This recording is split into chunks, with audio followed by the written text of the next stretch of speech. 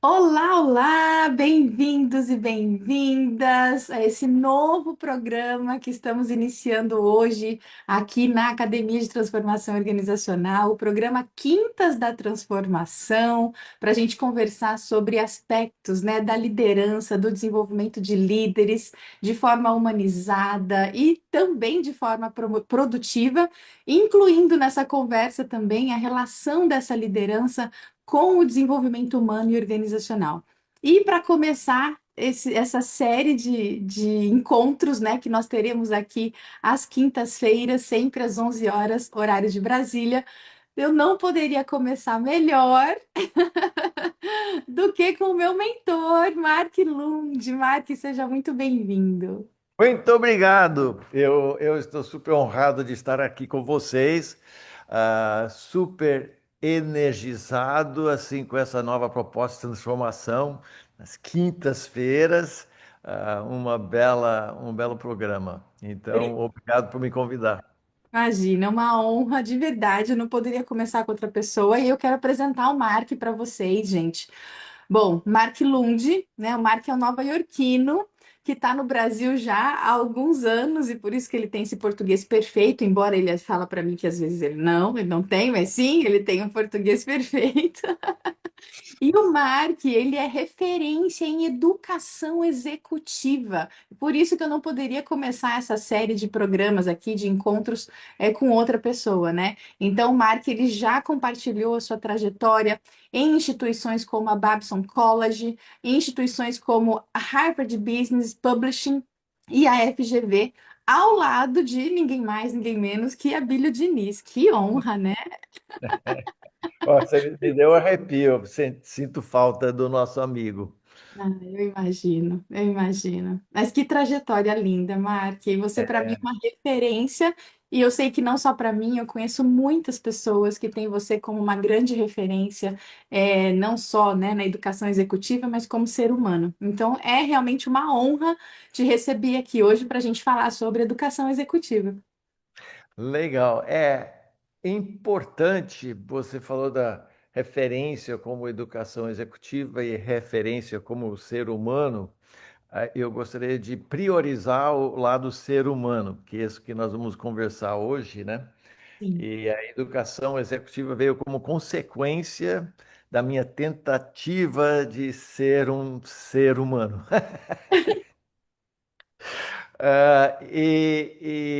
Como você falou, na Babson, na Harvard Business Publishing, na GV 10 anos ao lado do Abílio e assistia todas as aulas dele. Eu era o único professor que fazia questão de não perder uma aula, nem dele, nem dos outros professores. Então eu consegui absorver nesses 20 semestres bem a abordagem do Abílio e a pessoa do Abílio, fora que a gente era amigo, visitava ele na fazenda da família, lá na Toca e tal. Então eu tive a possibilidade de conviver com ele também, né? Incrível. Então realmente eu me sinto privilegiado nesse sentido, né? Ah, a Babson foi muito interessante, que faz 20 anos, né, que eu tive meu primeiro contato com a Babson, foi através da GV, e a Babson, eu fiz uma a palestra na Semana do Empreendedor na GV. Uhum. A GV falou, poxa, depois foi um sucesso, porque era todos os formandos, tal, etc. E eu contando a minha história de montar um negócio de sucesso na praia, surfista, etc. E então os alunos com 20 e poucos anos acharam, nossa, esse é meu sonho também, e tal, né? Não é fácil, mas aí me ligaram em seguida dizendo, Marco, você poderia dar essa mesma palestra para uns MBA que vêm lá dos Estados Unidos? Eu falei, mas quem são esses MBA? De onde que eles estão vindo? Aí eles falaram, é da Babson College. Eu falei, mas Babson College? Babson College é o número um do empreendedorismo. Eu vou contar a minha história, que eu fui morar na praia vender mousse de chocolate. Montei as docerias, etc. Tal. Le Moussier. E eles falam, não, não, mas vem mesmo assim. Daí eu fui, eu falei, mas o que que tem na minha trajetória que poderia servir para esses MBAs que eles nunca teriam ouvido na sala de aula, né? E Uhum. todos eles são executivos nas suas diversas empresas, etc., né?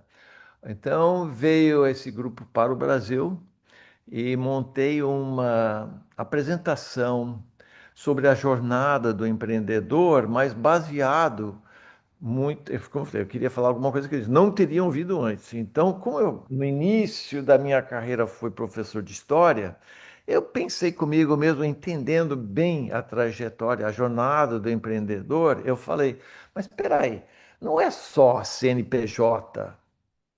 Empreendedor é uma maneira de pensar, é uma mentalidade e tal. Então, eu vou abordar esse pessoal de uma maneira mais ampla, né? Um empreendedorismo de vida, vamos Uhum. supor. E daí, eu falei para eles, falei, gente, você sabe que o Jesus era um empreendedor? Você sabe que o Buda era um empreendedor, Moisés, Cortez, etc. Eu peguei todos aqueles cases de história de pessoas que, sem montar uma empresa, foram empreendedores, né? E Sim. aí eles ficaram tão chocados porque eu trouxe mitologia, eu mostrei para eles que a jornada do herói do Joseph Campbell, na verdade, o template, né? Os passos do herói eram iguais aos passos do empreendedor, né? Uhum. Eles nunca tinham ouvido falar coisa dessa. E daí eles me convidaram para, que a coisa, modéstia à parte, que eles raramente fazem, convidar para palestrar de novo no ano seguinte. Então, isso começou um relacionamento com a Babson de, como eu falei, 20 anos, Uau. todo ano falando com os MBA deles, e mostrando como é que se diria, esse quadro mais amplo do Uhum. empreendedorismo. Então, tive centenas de MBAs da Babson, MBAs da Suffolk University. Eu já trabalhei com a Harvard, como eu falei, Harvard Business Publishing, isso mais em empresa, né, workshop, etc. Aqui no Brasil, Raizen e outras, e Sebrae, papá. E então essa pegada mais humanista, humanística, não é? É o que acaba convencendo o Uhum. MBA. Ele volta a avaliar sua própria busca, a sua própria vida, né? E para ver se ele está empreendendo no sentido maior, Aham. né? Exato. E depois de alguns anos, a diretoria da BEPS me mandou, ah, confirmando, me mandaram um charge, né?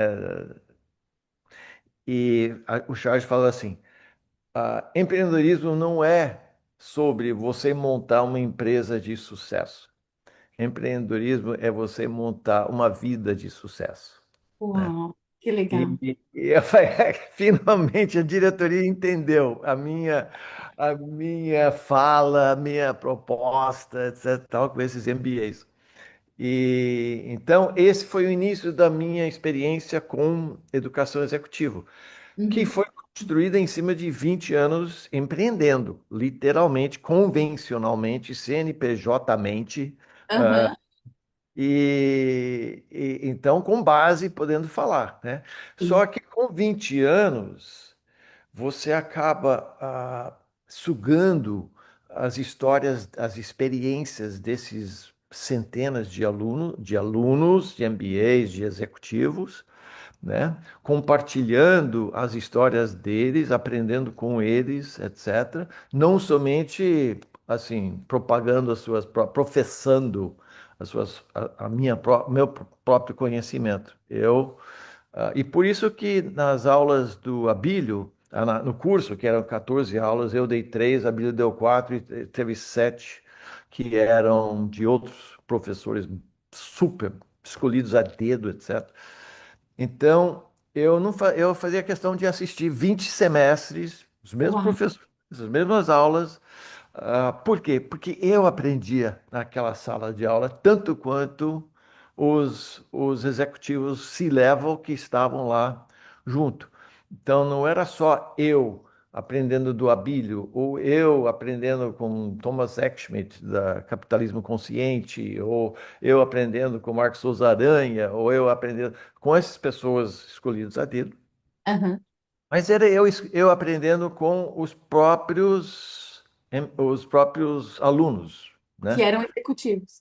Que eram executivos C-level com suas próprias empresas, em muitos casos. Alguns eram empreendedores, alguns eram funcionários, quer dizer, diretores de empresa, etc. Tal. Então, pô, toda terça-feira à noite era 3 horas de assim, eu ouvindo os cases, os problemas que eles tinham, etc. E eu, quando eu ia dar minha aula, que era quase no fim do Uhum. curso, eu podia customizar, dizendo: Ô João, você lembra que você falou tal, tal, tal coisa? É Maria, verdade. aquele caso que você teve na empresa que foi assim, assim, assado. Então, essa educação executiva foi por esse caminho, né? Que fantástico. Nossa, eu fico muito fascinada com a sua humildade. Eu acho que muitas pessoas te falam isso. E eu não entendo. Eles falam isso, eu não entendo.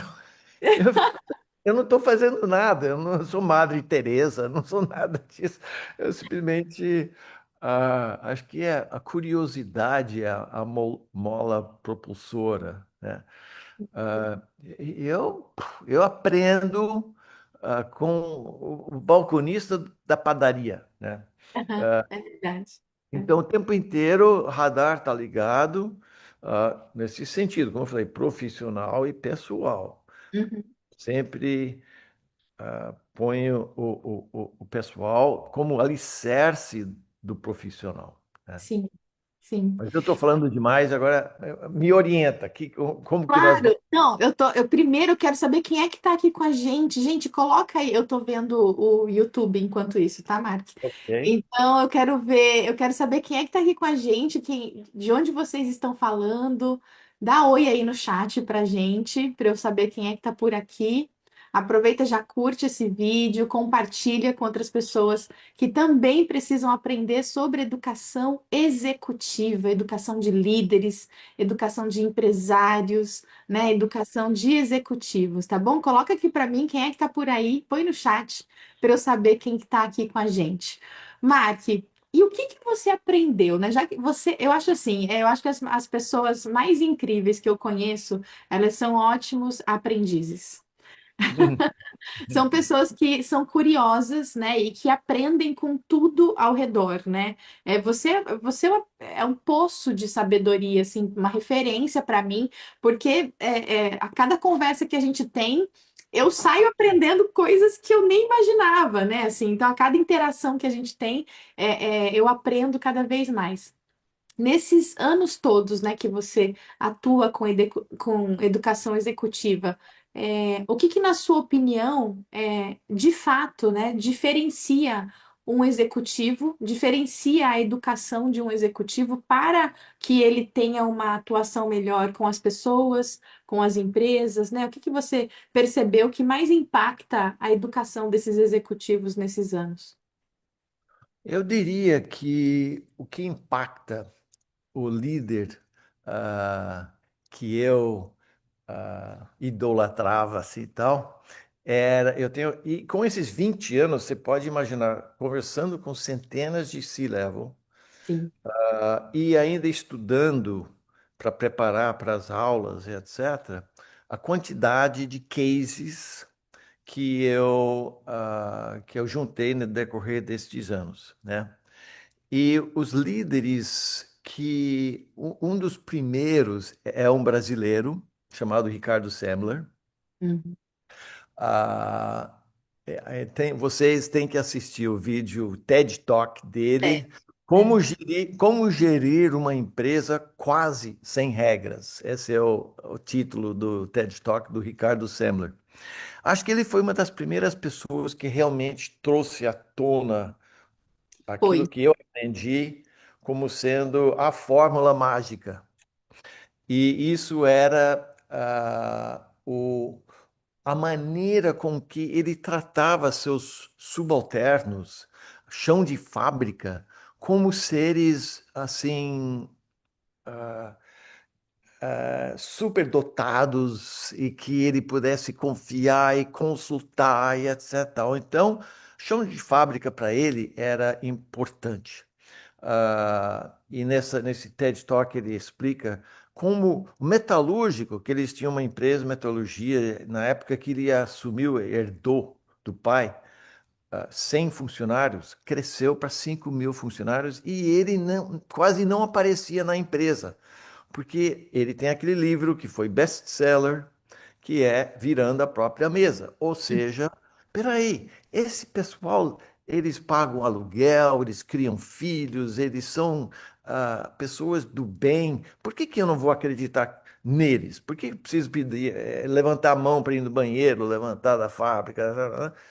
Então, ele colocava muita fé na capacidade chão de fábrica. Isso é uma das coisas. Na Embraer, por exemplo, eles fizeram uma pesquisa, eu fiz parte de uma pesquisa lá. O que que era mais importante para os funcionários, os colaboradores? 7.000, acho que era. E era mais importante do que salário, era reconhecimento. Uhum. Então, quando o Ricardo Semler chega no chão da fábrica e pergunta: o que que eu posso fazer por você? Né? Nossa, Isso derruba qualquer um. Né? derruba. E com isso, eu comecei a conceber um tema que usei com a BEPS, etc., tal, que eu chamo de top-down 2.0. Top-down quer dizer, como é que é o ditado em português? Eu esqueço sempre. É quem manda, quem pode, quem. Como Ah, é que é? manda quem pode, obedece quem tem juízo. Então, esse aí é do antigo É, modelo. Não é mais. A geração milenial, milênios, etc., eles não reagem mais a esse formato, né? não mesmo. Então, eu tive essa tese chamada Top-Down 2.0, porque o antigo Top-Down era comando e controle, Exato. É. né? C e C. Uhum. E com pessoas como o Ricardo, como o Embraer, como esses outros líderes que eu achavam que eram de fato líderes, você vê que a necessidade de comandar se torna a necessidade de consultar. Então, o que que eu posso fazer? Como é que você faria no meu lugar? Né? Perfeito. Então, É. em vez de eu mandar você fazer X, Y, Z e tal, eu pergunto para você o que que você faria nessa situação. Pô, isso valoriza qualquer ser humano, isso empodera qualquer ser humano. E se eu sei seu nome, mais melhor ainda. Oi, Verusca, eu estou com essa dúvida aqui. Puxa, vem gente está na diretoria, está debatendo sobre tal situação. O que que você faria? O que que você sugere? Né? E tem eu acho que tem um elemento aí que é algo do tipo assim, nossa, ele sabe que eu existo, Exato. não é? Então, esse é o comando. Aí o controle, de onde parte? Com necessidade de controlar. Ricardo percebeu que, pô, é porque eu não confio, né? Exata. Eu não É, confio. Se eu confiasse que eles querem fazer o melhor possível para a empresa, é. eles fariam exatamente isso.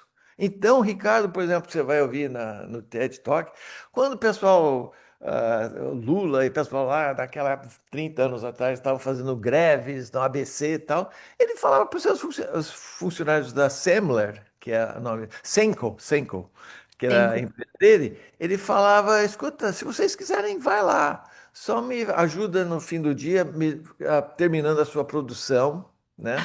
Ah, mas, Genial. verdade. Aí, como é que chama? Luizinho, lá, como é que era? Eles foram protestar na Senco e Ah, Ricardo falou: "Não, pode entrar, vem entrando, todo mundo e tal." E os caras ficaram assim, ué? Que deve como ser uma assim? armadilha, armadilha, tal. Ele falou: "Não, podemos conversar. Por que que eu não posso sentar com você? Vocês não precisam vir até aqui. Eu vou até aí. Eu vou até o sindicato." Os caras ficavam assim, uau, né? Por quê? Por quê? porque ele não tinha medo de ser humano.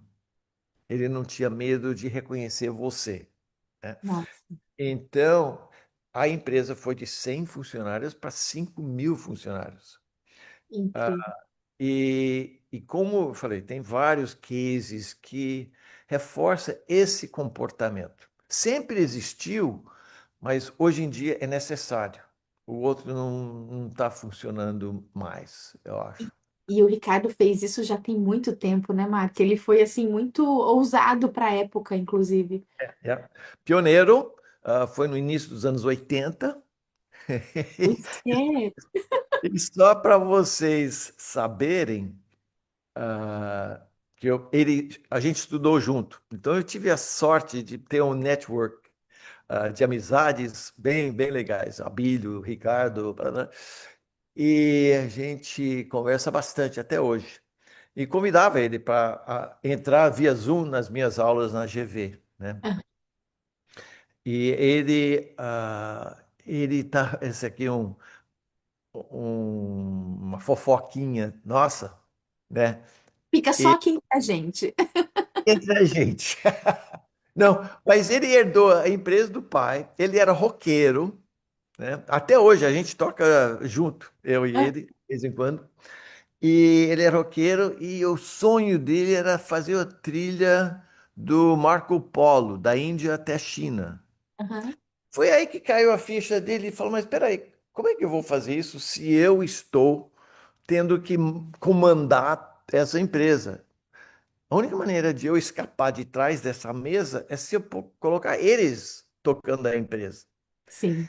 Então, foi isso que levou ele a essa conclusão. E daí, o que que ele fazia? Ele fazia aulas toda segunda de manhã para os metalúrgicos sobre a balança da empresa, para eles entenderem como estava a saúde da empresa, a saúde financeira da empresa, quanto que o Zé ganha, quanto que o Mané ganha, etc. Tal. Tava tudo transparente, né? Tudo aberto. Então, eu sabia que putz, amanhã o Pedro não vai poder vir. E eu estou do lado dele na máquina, na assembleia de peças lá e tal. Então a gente combina, o Pedro, você não vem amanhã até meio-dia, então eu também não venho amanhã até meio-dia. E teve, você decide seu salário, você decide suas férias, e ele transferiu todo aquele poder para o chão da fábrica. E aí cresceu. Uau, que E esse incrível. foi um modelo pioneiro. Agora, o outro case, eu vou fazer um case de líder e de cultura de empresa paralelo. Esse é internacional, esse é americano, uma empresa chamada Barry Wetmiller, que é outro metalúrgico.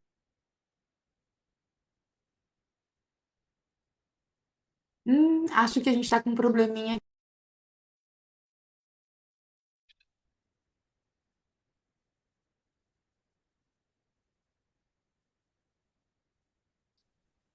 Oi, Oi, voltamos. Acho que alguém caiu. Não sei se fui eu ou se foi você. meu tá cheio de aquele símbolo, tá cheio, eu não sei, todo caso. Esse daqui, mas você estava começando a contar o case agora dos Estados Unidos. Estados Unidos, do Barry Wehmiller, né? Esse é o nome da empresa e o nome dele era Bob Chapman. Em 98, ele assumiu essa empresa centenária e ele falou uma coisa que me marcou muito para a cultura da empresa dele. Ele falou: a gente faz peças de maquinária, mas o que a gente realmente produz são seres humanos. Então a gente vende as peças de maquinária para poder produzir grandes seres humanos. Uau. Ele inverteu a fórmula, né? Em inglês é We Build Great People. Esse U- é o slogan da empresa. Então, a maneira de faturamento é para bancar o crescimento dos seus funcionários. E daí, pum, ganhou do Standard Poor's 500, entre quando o resto do mundo está evoluindo 10% ao ano, o crescimento 3, 4, 5%. Eles, assim, o crescimento da empresa 15% ao ano, de lá para cá, mostrando que esse modelo de liderança quando foca no outro, funciona. Que fantástico. E Marte, assim, a gente vê poucos líderes desse jeito, né? A gente ainda vê poucos executivos, líderes de empresas, que têm esse tipo de comportamento. Esses são exemplos extremamente inspiradores, mas eu trabalho há já mais de 20 anos com desenvolvimento de líderes, né? E eu posso contar nos dedos de uma mão, os líderes que realmente me inspiraram na minha carreira, sabe? E olha que eu tive a oportunidade de trabalhar em multinacionais, né? Empresas muito grandes. Então, eu lido com líderes há muitos anos, né? Só que eu posso, de fato, contar nos dedos de uma mão aqueles que realmente foram inspiradores. Só que também eu não quero aqui colocar a culpa só, não quero colocar a culpa em ninguém, né? Mas eu gostaria que a gente falasse assim sobre qual é o caminho, sabe? O que que a gente pode e precisa fazer, né, para ter executivos, líderes, C-level, né, que sejam inspiradores e que, justamente por causa desse jeito de ser, consegue criar culturas, né, mais saudáveis e pessoas mais felizes e resultados melhores também, né? O que Yeah. que você acha disso tudo? Eu acho que, como você falou, não queremos culpar ninguém. Por quê? Porque estamos vindo de um modelo de comando e controle. Então, Exato. esses que te inspiraram são os primeiros que escaparam desse modelo e tiveram a coragem de contestar e É, mudar esse modelo e confiar que esse modelo funciona, né? é. A gente chama em inglês do old school. Então, Uhum. a pessoa que é um líder, um CEO hoje, é alguém que foi criado debaixo daquele modelo, né? Sim. Ah, então, ele não sabe muito como mudar a forma de ser, a maneira de ser, né? Uhum. Eu costumo dizer que temos quatro tipos de líderes empresariais. Um é a geração atual que nasceu já com essa mentalidade, focar no outro, colaboração, etc. O que que eu posso fazer por você? Esse é o primeiro. Eles, né, as novas empresas, os startups, etc., já nasceram com essa mentalidade. Aí Verdade. você tem algumas empresas que são essas que você citou, que entendeu que mudou, né? A fórmula de liderar mudou e eles já adotaram essa coisa de colaboração, de confiança, de consulta e etc. Então, e esses são os caras que hoje em dia estão inspirando os Uhum. seus funcionários. Terceiro grupo, e talvez seria bons clientes para você, é o grupo que entendeu, putz, a gente precisa mudar desse modelo para aquele modelo, mas não sabemos como. Uhum. Qual é o caminho das pedras para chegar nessa outra? Porque você tem que convencer a empresa inteira, né? Tem uma empresa de Califórnia que ao decidir mudar o modelo de liderança, fizeram todas, é de São Francisco, Uhum. todos os funcionários atravessar a ponte, aquela ponte de São Famosa. Francisco, Uhum. famosa, e voltar, simbolizando que eles estavam entrando numa nova empresa. Que incrível. Então, você tem N exemplos desse segundo grupo que já entendeu, mas aí você tem o terceiro grupo que não, quer dizer, que entendeu, mas não sabe como implementar. Uhum. E você tem o quarto grupo que ainda está naquele outro modelo, sei lá, estatais, etc. Empresas que o líder acha que, como é que é? Ele manda, obedece, os outros obedecem. Quem pode obedece quem tem juízo. Esse modelo aí. Mas É, isso não, e esse modelo não é sustentável. não. Todo esse enfoque sobre sustentabilidade, natureza, se você observar a natureza, as, os organismos que mais tempo sobrevivem são os organismos que compartilham. não são os organismos que assim vão tentar acumular o máximo possível para eles.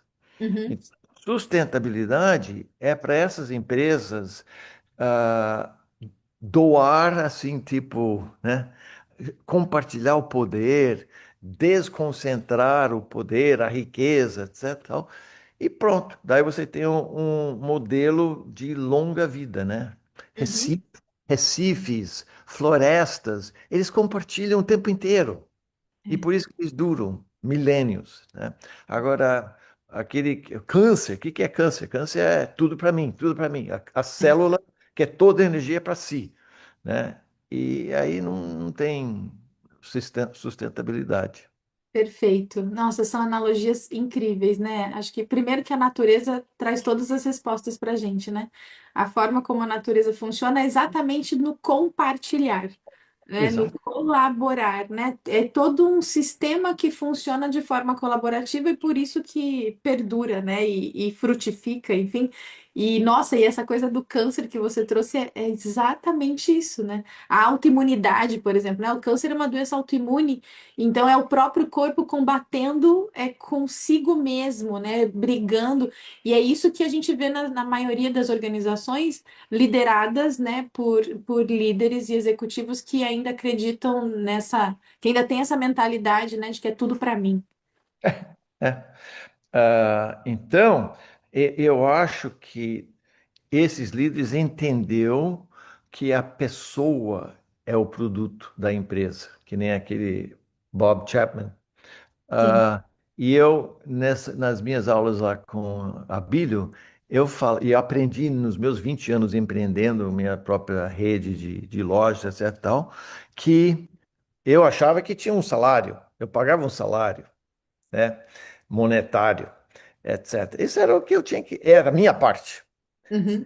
Passar do tempo, eu percebi que tinha 5 salários. Só dois deles envolvem dinheiro. Três, é uma coisa de pessoa para pessoa. Então, Aham. primeiro é realmente um salário. Isso é a coisa mais concreta, mais palpável, Dinheiro, né? dinheiro, né? Uhum. Ganho tantos mil reais mês. Mas o segundo é o dinheiro que eu vou investir em você. A empresa vai investir em você. Não é um dinheiro explícito, mas é um investimento implícito que eu estou fazendo em você. É uma maneira de eu te remunerar, de certa Uhum. forma, né?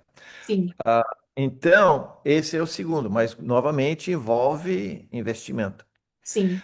Pois, como eu falei da Embraer, o reconhecimento é o terceiro salário, né? Eu acho que você, como eu falei, você chega, você conhece o nome da pessoa, ah, tem um case, não sei se vai dar tempo de a gente. Dá sim, dá sim. É o maior case comprovando o que o funcionário fará, o colaborador fará para a empresa, se a empresa, o líder da empresa faz isso para eles. Esse é o maior case que eu conheço. Real, tá? No Nordeste dos Estados Unidos, New England, tem uma rede de supermercados, né, chamado Market Basket. E foi criado nos anos 50 por dois irmãos e foi crescendo, tal, abrindo novas lojas, etc. Daí, infelizmente, acabaram morrendo, né? E os filhos tomaram as rédeas da empresa. Um filho foi para o board, né? E o outro filho foi ser CEO, né? Uhum. E o outro, o que foi para o board, tinha essa mentalidade. E aí? E para mim? O que que eu vou ganhar com isso? Né?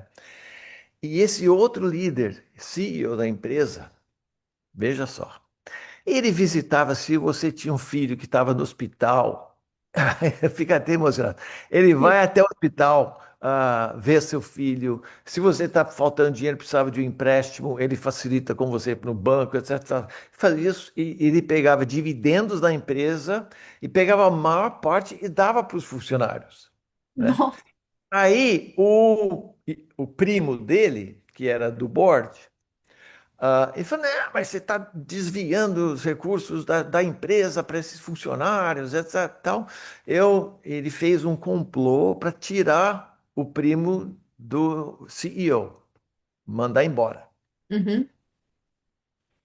Perusca tinha 25 mil funcionários. A rede toda, a essa altura, tinha 70 lojas, etc. Tal. Gigante. Gigante, grande. E o, o primo fez aquelas, né, maracutaias lá dentro do board para mandar embora o outro. Aham. No dia que foi comunicado que ele estava demitido, 25 mil funcionários não foram trabalhar. Ah, jura? Eu não conhecia esse case. Que fenomenal! Não, fenomenal. E aí o primo do board e tal né, agitou, contrataram temporários e etc. para abastecer as lojas e etc. 15 dias depois estava operando normalmente. O que que aconteceu? O- os clientes não foram para a loja. Hum, A que... loja ficava vazia e os clientes, mais ainda, duas coisas. Eles compravam em outro supermercado, pegavam o recibo, ia até o Market Basket e colava o recibo do outro supermercado na janela. Nossa, tipo, era um protesto. E depois, e depois faziam manifestações no estacionamento, etc, tal, até que um dia eles tiveram que reinstalar o CEO e ele voltou, RDD, voltou. Não, na verdade, o que aconteceu? São Ah, 3 estados que foram afetados. aham. Você tinha Massachusetts, Vermont, New Hampshire, os 3 estados lá de cima, e todos os fornecimentos que eram canalizados para essa rede represou, Pois porque não é. tinha saída. Então, os governadores Hum, desses estados chegaram nos dois primos e falaram: escuta, gente, vocês têm que resolver isso aqui, senão vai dar um colapso, que né? genial! E- Ou seja, era um problema de relacionamento, né? Relacionamento. É. O que que aconteceu? O CEO Artie comprou do primo, que tinha o mesmo nome, Artie, também Arthur. Os dois eram Arthur, Arthur D, Arthur C, eu lembro. E ele propôs comprar a parte do primo. Aham. 1,5 bi. Sai mais caro do que a Amazon pagou pelo Whole Foods, por loja. Cálculo Sim. por loja. Bom, o que que aconteceu? Os funcionários voltaram, faziam hora extra sem cobrar, Nossa. e hoje, 10 anos depois desse fiasco, Uhum. a empresa está mais saudável do que nunca. E os funcionários continuam fazendo contribuições culturais que mudam o ambiente da loja, que mudam o ambiente do lugar de trabalho, etc. Tal, Que em, fantástico. em função de um líder.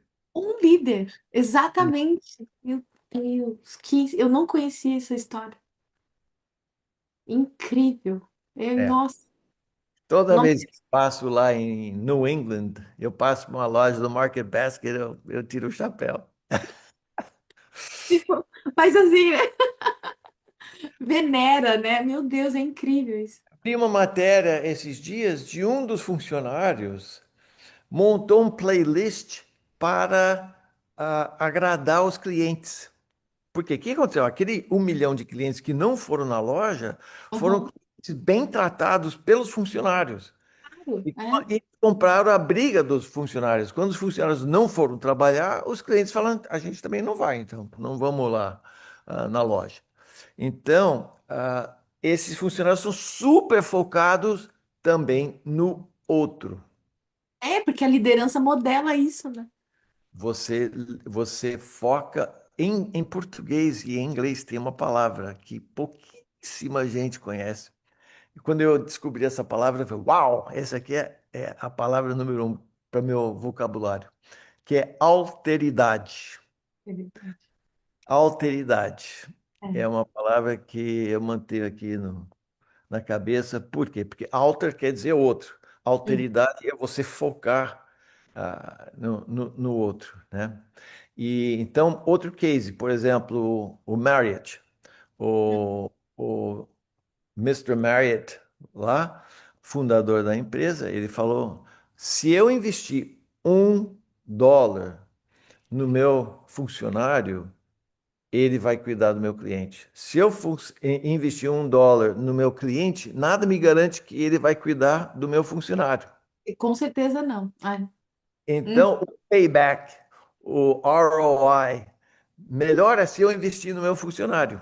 exato, exato. Ah, então, todas essas empresas que têm essa cultura são empresas sustentáveis, né? É, e quem lidera essa cultura, né, tá em cima. É uma responsabilidade muito grande, é uma personalidade ah, diferente, né? O É, mundo de hoje, né? Focar no outro não é, mas como você falou, o que tem sustentabilidade na natureza vai ter sustentabilidade na nossa dimensão também, tanto quanto, né? sem dúvida. E Mark, a gente já está indo para a parte final, infelizmente, dessa conversa. Ah, acho que você tem que terminar os 5 salários. Tá. Vem. Antes da minha última pergunta, vai, os Juntei cinco os dois de dinheiro, né? salários. O salário, o investimento em cursos, o desenvolvimento, né, profissional. Aí Aham. tem reconhecimento. Aí você tem afeto. Isso Ah, eu vejo muito com a minha esposa, que lidera no terceiro setor uma verdade. associação de abrigos, né? E a associação de abrigos, eu vejo o afeto que ela tem com as suas colaboradoras, assim, tal, que é algo muito íntimo, assim. Ela tem mais de 10 anos, ninguém sai da empresa, são oferecidos receber mais dinheiro, mas Uau. não sai da empresa, por esse afeto que ela tem junto com essas colaboradoras, né? Então, essa é a quarta, né? E o quinto é propósito. Por que que essas pessoas ficam com ela? Porque ela tem o trabalho da empresa dela é cuidar de crianças abandonadas, abusadas e etc. Então, eles têm um propósito. Então, o líder, ele precisa achar um propósito para a empresa. We build great people. Quem é que não quer trabalhar para uma empresa We build great people? Entendeu? Exato. Acho que fantástico. E você vê, né? A gente chama isso de salário emocional, né? Salário Ou emocional. salário psicológico, enfim, né? Mas o salário ligado ao dinheiro mesmo, ele é menor do que o salário, né? A importância dele é menor do que o salário emocional. Hoje eu vejo assim muitos líderes mesmo dizendo: a gente não tem orçamento, né, para investir em pessoas, mas eu costumo dizer que construir uma cultura, né, sustentável custa R$ 0, né? Ou US$ 0 também, US$ 0 também, né? Então custa zero você conversar com as pessoas, né? Você confiar nas pessoas, sabe? Você criar, né, esse ambiente custa R$ 0. É só uma É, questão de relacionamento mesmo, né? relacionamento, sem dúvida. E eu, sendo americano, aprendi a importância do relacionamento no Brasil. Ah, eu adoro quando você fala isso.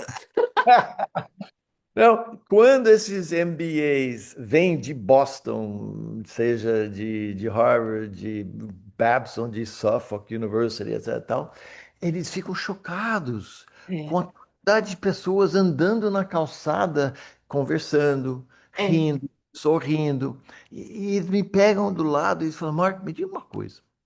por que que o brasileiro é tão friendly, né? Aham. E eu falei, ele é friendly. Aliás, minto, desculpa. Por que que eles são tão felizes, né? E eu falei, eles são felizes porque eles são friendly. Uhum. São friendly porque eles são felizes. Então é um ciclo virtuoso, né? Quanto mais friendly. E eu aprendi isso na padaria do Brasil. Eu assistia a maneira que as pessoas se relacionavam. E Sim, eu, esse é o segredo. Isso é aí que eu quero para mim, né? sim, sim. E então essa característica brasileira que é cultural e É. eu tenho medo que por ser inerente à cultura brasileira, a pessoa nem percebe. Não percebe, a maioria não percebe. É, Então, quando você não percebe o que você tem, é, é mais mais provável que você possa vir a perder, sem é, perceber que perdeu, é. né? Mas você sabe que eu tenho percebido um movimento assim, mais na classe artística, assim, sabe? Eu tenho percebido dos artistas começarem a evidenciar mais essa nossa cultura, sabe? A parar de falar aquela coisa assim, ah, porque no Brasil é isso. Por exemplo, eu só trabalhei em empresas multinacionais, né? E a maioria dos Estados Unidos, inclusive, né? Então eu lidei com pessoas, né, dos Estados Unidos assim todos os dias, né? Era um contato diário e era terrível, sabe? Tá travando para vocês? Tá travando, Mark? Ou não? Não, para mim, não. Eu ouvi tudo que Não? você falou. Ah, então tá bom. E aí, e eu tava dizendo que, assim, eu achava muito difícil, sabe? Porque era muito duro, né? A relação era muito dura, era muito fria, né? Era uma relação difícil de estabelecer vínculo, afeto, era impossível, né? Então, eu me lembro que quando talvez a única vez eu tive um CEO na época em que eu trabalhei na Hertz, que ele era dos Estados Unidos, o Roy, mas ele era super humanizado. Aquilo me deu até, eu falei, meu Deus, existe, sabe assim, né? Existe um gringo eu não te conhecia ainda.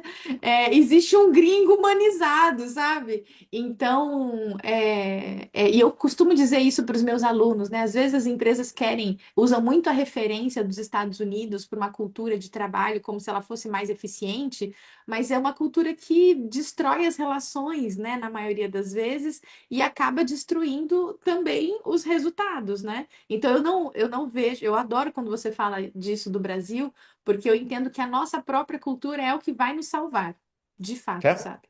é. E vem muita gente da Europa, se apaixona por esse calor humano que temos aqui, né? O meu sogro, que é alemão, né, É. ele veio para o Brasil com 20 e poucos anos e vinha só de passagem e nunca mais foi embora É. por causa disso.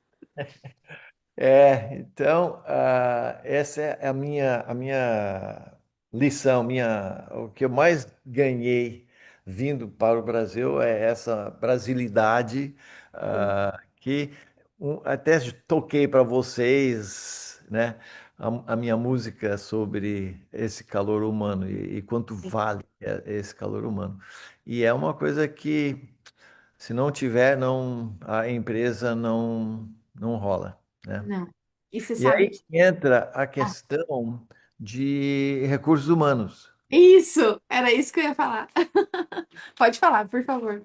E nos Estados Unidos, já estão percebendo que o alinhamento entre o RH e o CEO, os dois líderes, é fundamental. Uhum. Já 61% das empresas, RH reporta diretamente para o CEO. Exato. Em Amazon, a CEO, aliás, Recursos Humanos reporta direto para o A CEO. CHRO, né? HRO, yeah. Google também, a Fiona Sicoli e tal, ela reporta diretamente. Por quê? Porque eles têm um ditado em inglês, no inglês empresarial, que é Culture eats strategy for breakfast. Uhum. Ou É, seja, come a estratégia no café da manhã. Nunca vi- Adoro. Ou a gente podia brasileirar essa frase, a cultura janta a estratégia. Boa. Por quê? Porque se você não tiver a cultura, a estratégia não vai funcionar, não. Não mesmo. É, Então, aí que vem o papel do RH. Aliás, o Abílio falava toda santa vez. Ele falou: se eu fosse montar uma empresa hoje, a primeira pessoa que eu contrataria seria RH. é, exato. Ele falava isso direto, né? É, Porque que é legal. essa pessoa que vai dar o DNA da cultura da empresa. Não à toa ele construiu o império que ele construiu com essa mentalidade, né? É, foi. E eu acho que a gente tem um desafio aqui para a gente ir já ir encerrando essa conversa. Muitas pessoas que me acompanham são profissionais de RH, são consultores dessa área, né, também, que já trabalham com a educação de líderes, né, e de executivos. E eu tenho sustentado uma tese de que o R de RH ele não é mais de recursos e sim de relacionamentos. Sim, em todo sentido. Todo É, sentido. então, tipo, ó, essa pessoa, né, esse profissional que trabalha com o desenvolvimento de pessoas, né, dentro das organizações, ele precisa se concentrar muito mais nas habilidades de relacionamento, nas habilidades sociais, né, no desenvolvimento dessas habilidades da liderança, do que em processos e burocracias e sistemas e sei lá o quê, sabe? Então, hoje eu entendo que esta relação entre RH e alta liderança, né? Entre profissionais de RH e executivos, é uma relação que precisa ser melhor desenvolvida. E eu É. queria ouvir você sobre isso. Bom, duas coisas. A gente comentou antes, imagina eu jogando tênis com Carlos Alcaraz, né? Esse é um tédio para ele, né? Hum, E então, se o RH não tiver a mesma bagagem, mesmo preparo, mesmo know-how para acompanhar o papo do CEO, o CEO vai ficar entediado e falar, essa pessoa não me traz muito valor agregado. Agora, por isso que o líder do RH tem que se liderizar, ele tem que se tornar um líder, né? Ah, tendo as mesmas, o mesmo vocabulário, a mesma experiência, mesmo, e não ficar só dentro dos quatro, né, paredes do RH. Então, para ele poder sentar e bater de igual por igual com o líder, para ex- ao ponto que o líder fala, não, esse cara eu quero perto de mim, é. né? Então, essa é uma coisa. Então, e a outra coisa, o próprio líder, ele tem que ser RHizado. Ele tem que entender a importância da cultura, né? E ele ser um campeão do RH, do relacionamento humano que Sim, tem. um guardião, né? É o guardião. Então, eu sempre, nas aulas lá na GV, eu falo que o líder, ele tem que entender que ele é um tecelão. E a Uhum, função dele é tecer os funcionários. uhum. Ah, Verusca, eu sei que você tem um pai que veio, o sogro que veio da Alemanha. Aqui temos um outro funcionário que o pai dele veio da Alemanha. Pô, pô, vai. Eu vou costurando. Eu sei seu nome, e eu sei de onde você vem, e eu Sua sei com quem história. eu posso te conectar. É, Então, essa é a tecelão. Ele é uma pessoa que vai tecer que legal. o tecido da empresa.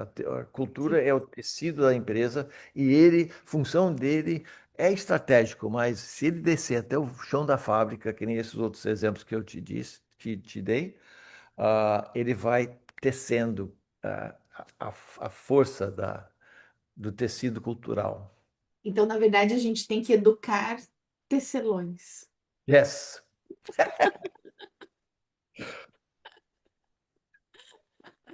Adorei! Ai, Marca, adorei. Para variar, né? A nossa conversa é sempre maravilhosa. Muito obrigada mesmo.